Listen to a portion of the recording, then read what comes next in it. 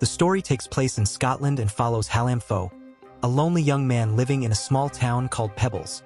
Hallam has an unusual hobby of spying on his neighbors from treetops, especially during their private moments, keeping detailed records of their darkest secrets. One day, he observes his friend in a compromising situation with a girl in the woods. Driven by his peculiar sense of humor, Hallam disguises himself in a primitive outfit and leaps from his treehouse toward them. However, his attempt at humor is not well received, and the girl threatens to tell her older brother. Disheartened, Hallam leaves his refuge, but not before bidding farewell to a portrait that reminds him of his late mother. Returning home, Hallam disturbs his sister, Lucy, who is packing for university. At a family dinner hosted by his father, Julius, Hallam feels disconnected, a sentiment that has persisted since his mother's death. Julius, who has married his secretary Verity, now expects Hallam to accept her as his new wife, but Hallam refuses. Frustrated by the situation, he walks out with Lucy, but instead of joining her, he wanders through the neighborhood seeking secrets to uncover. During his walk, he catches sight of his father with Verity, and the sight disgusts him, deepening his resentment. Hallam retreats to his treehouse, the only place where he feels secure, imagining his mother is still waiting for him there. At dawn, Hallam sees Lucy leaving for university from the estate's rooftop, but cannot bring himself to say goodbye.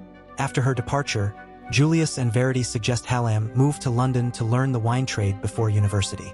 Hallam declines, insisting he will stay in Pebbles forever.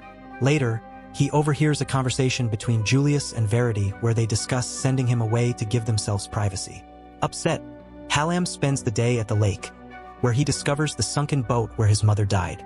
He confronts his father, accusing him of being involved with Verity before his mother's death and questioning the timing of Verity's arrival.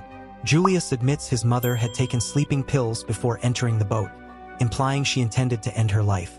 That evening, Hallam finds his mother's portrait vandalized by local youths. Though furious, he refocuses on uncovering the truth behind her death.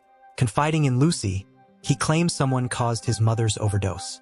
Verity overhears this conversation and begins secretly reading Hallam's diary. Later, Hallam inspects the boat and discovers a hole matching the size of a hammer in his workshop. Verity confronts Hallam in his treehouse, threatening to report his habits to the police.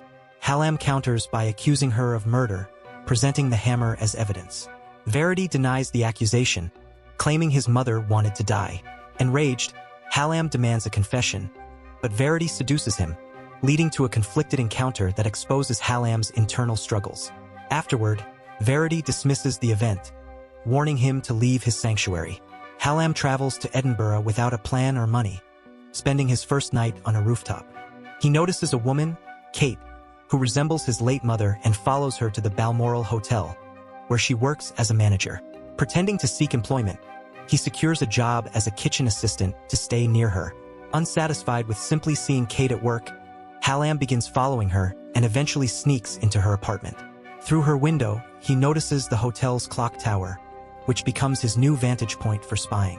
Inside her apartment, he finds a wedding photo of Kate, though it's clear she is no longer with her husband. When Kate unexpectedly returns, Hallam escapes through the skylight, watching her sleep and wondering if he will ever lie beside her. At work, Hallam gains his supervisor's trust, allowing him to take breaks to climb the clock tower. From there, he spies on Kate's apartment undisturbed. One day, a senior staff member, Alistair, catches him near the tower, raising suspicion. Hallam's good behavior earns Kate's praise, but his surveillance continues. He becomes disheartened when he sees Kate meeting Alistair, realizing they are romantically involved. Frustrated, Hallam shifts his focus back to his mother's death and accuses Verity of murder at the police station, claiming she drugged his mother before pushing her into the boat. The police ask if he has informed his father, to which Hallam replies that Julius would defend Verity. Hallam's carelessness at the clock tower leads to Alistair catching him spying on Kate's apartment. In retaliation, Alistair fires Hallam, but Hallam blackmails him, threatening to expose his affair with Kate. Alistair reinstates him, and Kate's recommendation earns Hallam a promotion. However, Alistair continues visiting Kate, growing more aggressive, which Hallam observes from the skylight. On his 18th birthday, Hallam joins co-workers for drinks and grows closer to Kate, who invites him to her apartment. She attempts to seduce him, but Hallam confesses he only wants to sleep beside her. not have a physical relationship. Kate agrees, but their dynamic shifts the next day when she insists their connection cannot continue. Later, she apologizes for her behavior, leading to a passionate encounter. Hallam's joy is short-lived when he sees Kate arguing with Alistair at her apartment. When Alistair accuses Kate of having an affair with an employee and becomes aggressive, Hallam intervenes, revealing himself. Alistair overpowers him and accuses him of spying. In the aftermath, Kate fires Hallam, disturbed by his confession that she reminds him of his mother. Determined to explain himself, Hallam returns, and Kate confronts him about his fixation. She forces him to acknowledge her as an individual, separate from his grief. This revelation helps Hallam move past his obsession. Meanwhile, Julius and Verdi arrive in Edinburgh to convince Hallam to sign over part of the family estate.